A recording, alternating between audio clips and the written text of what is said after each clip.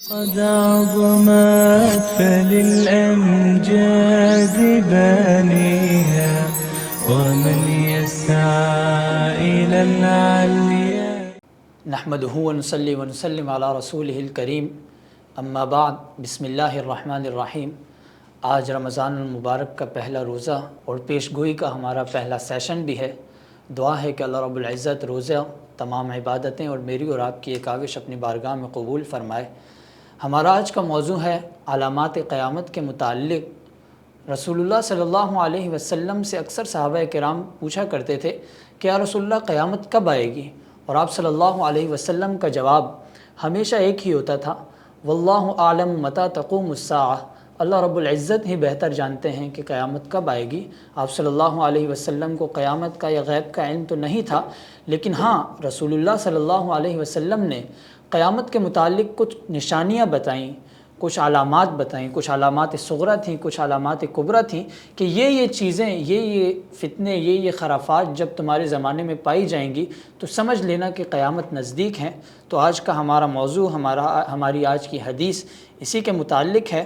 حدیث صحیح مسلم کی ہے، راوی اس کے ابو ہریرہ رضی اللہ تعالی عنہ ہے۔ حدیث پڑھ لیتے ہیں۔ بسم اللہ الرحمن الرحیم۔ قال النبی صلی اللہ علیہ وسلم والذی نفسی بیدہ لا تذهب الدنیا حتی یأتی علی الناس یوم لا یدری القاتل فیما قتل ولا المقتول فیما قتل فقیل کیف یکون ذلک قال الحرج القاتل والمقتول کلاہما فی النار۔ ترجمہ کر لیتے ہیں۔ رسول اللہ صلی اللہ علیہ وسلم نے فرمایا، قسم ہے اس ذات کی جس کے قبضہ قدرت میں میری جان ہے، یہ دنیا اس وقت تک ختم نہیں ہوگی، اس وقت تک فنا نہیں ہوگی جب تک کہ لوگوں پر وہ دن نہ آ جائے کہ قاتل قتل کرے اور اسے قتل کرنے کی وجہ معلوم نہ ہو، والمقتول فیما قتل، اور مقتول کو یہ پتہ نہ ہو کہ اسے کیوں مارا گیا۔ پوچھا گیا یا رسول اللہ یہ کیسے ہوگا؟ تو جواب دیا الحرج، یعنی قتل و قتال اور فتنے کے ذریعے، القاتل والمقتول کلاہما فی النار، اور ایسے میں قاتل اور مقتول دونوں ہی جہنم کی آگ میں جلیں گے۔ دوستوں، اس حدیث کی ابتدا میں ہی رسول اللہ نے اپنے محب، اپنے عاشق اللہ جل جلالہ، ان کے قبضے قدرت کی قسم کھائی ہے، اور اتنی تگڑی قسم کھانے کے بعد کہا کہ یہ دنیا اس وقت تک ختم نہیں ہوگی۔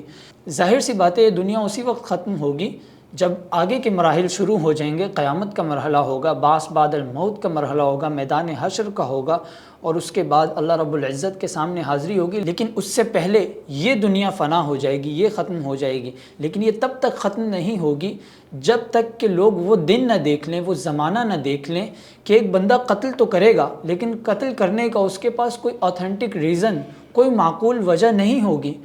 یہاں تک کہ اس کو تو یہ معلوم بھی نہیں ہوگا کہ اس نے جسے مارا ہے وہ ہے کون اور اسے مارا کیوں گیا۔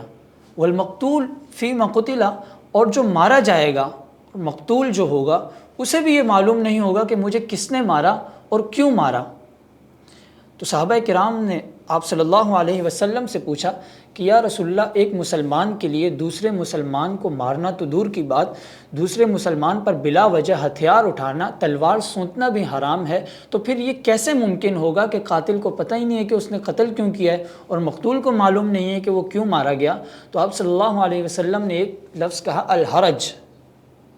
حرج کو اگر ہم دیکھیں تو عربی لغت میں حرج کے معنی ہے انتشار، کثرت، کھلبلی، بھگدڑ، گڑبڑ، اور حدیث میں ہم اس سے فتنہ بھی مراد لے سکتے ہیں۔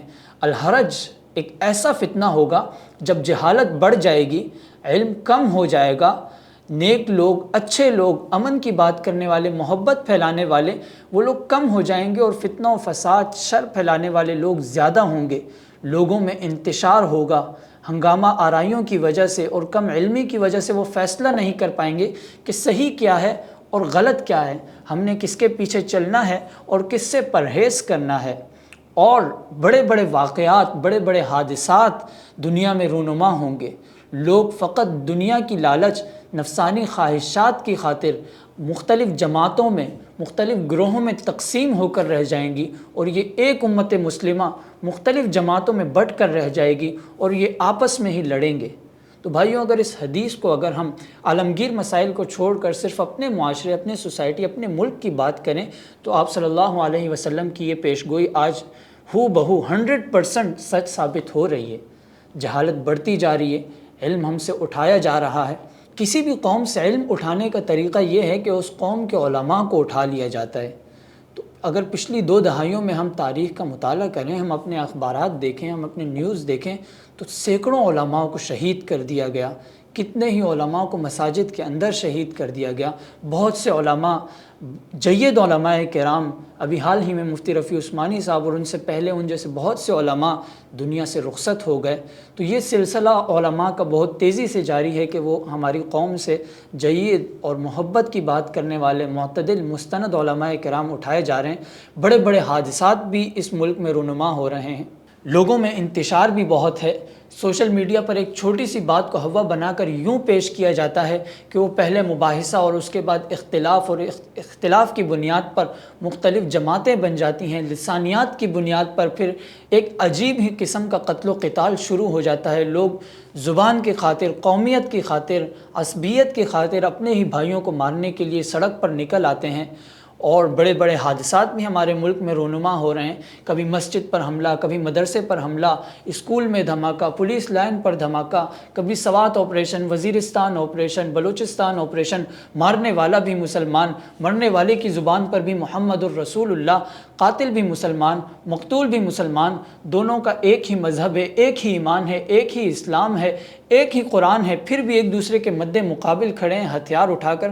تو میرے بھائیوں، دوستوں، بزرگوں، مجھے بتاؤ، یہ قیامت کی نشانی نہیں تو اور کیا ہے؟ فقط دنیا کی لالچ کے لیے، نفسانی خواہشات کے لیے کہ صرف میری کرسی ہو، میری سیاست ہو، میرا اقتدار ہو، میری حکمرانی ہو، اس کے لیے لوگوں کو بھڑکایا جاتا ہے، اور لوگ کم علمی کی وجہ سے، ان ہنگامہ آرائیوں کی وجہ سے فیصلہ نہیں کر پاتے کہ ہم نے کس کے پیچھے چلنا ہے، کس کے پیچھے نہیں چلنا۔ اور سیاسی مفاد کی خاطر جو ہنگامہ آرائیاں ہوتی ہیں ان کو جہاد کا نام دیا جاتا ہے، اور کہا جاتا ہے کہ اگر اس میں آپ مر جاتے ہیں تو آپ شہید ہو جائیں گے۔ ابھی ماضی قریب کے حالات ہمارے ملک کے ہمارے سامنے ہیں، کس طرح لوگ سڑکوں پر نکل آئے اور اس کو جہاد کا نام دینے لگے اور مرنے والے کو شہید کہنے لگے۔ تو میرے بھائیوں، آخر میں، حدیث کے آخر میں آپ صلی اللہ علیہ وسلم نے جو جملہ کہا ہے کہ القاتل والمقتول کلاہما فی النار، ایسے فتنے میں جو مبتلا ہوگا، قاتل بھی اور مقتول بھی دونوں جہنم کی آگ میں جلیں گے۔ اس حدیث کو ایک دوسرے انداز میں پیش کیا گیا، اذا التقى المسلمان بسيفهما فالقاتل والمقتول في النار فقيل يا رسول الله هذا القاتل فما بال المقتول قال انه كان حريصا على قتل صاحبه، کہ جب دو مسلمان تلوار کے ذریعے ایک دوسرے سے ملتے ہیں تو قاتل اور مقتول دونوں ہی جہنم کی آگ میں جلیں گے۔ صحابہ کرام نے پوچھا، یا رسول اللہ، قاتل کی تو سمجھ آتی ہے کہ اس نے قتل کیا اس لیے وہ جہنم کی آگ میں جائے گا، لیکن مقتول کا کیا قصور ہے؟ مقتول کیوں جہنم کی آگ میں جلے گا؟ تو آپ صلی اللہ علیہ وسلم نے فرمایا، انہ کان حریصا علی قتل صاحبہ، کہ وہ اپنے بھائی کے قتل کا ارادہ رکھتا تھا۔ آخری وقت جب وہ دنیا سے جا رہا تھا تو اس کے پاس اپنے ہی دوست، اپنے ہی بھائی، اپنے ہی مسلمان کے قتل کے ارادے کے علاوہ اور کچھ نہیں تھا۔ صرف یہ ارادہ رکھنے کی وجہ سے وہ جہنم کی آگ میں جلے گا۔ تو بھائیوں، دوستوں، بزرگوں، آج کا سبق ہم یہاں ختم کرتے ہیں۔ انشاءاللہ اگلی نشست میں ہم ملیں گے اگلی پیشگوئی کے ساتھ۔ دعا ہے کہ اللہ رب العزت ہمیں اس طرح کے تمام فتنوں سے، جہالتوں سے، ہنگامہ آرائیوں سے اور انتشار سے محفوظ رکھے۔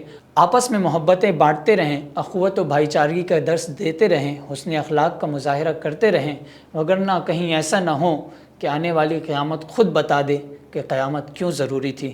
سبحانک اللہم و بحمدک، اشہد ان لا الہ الا اللہ و اشہد ان محمدا عبدہ و رسولہ۔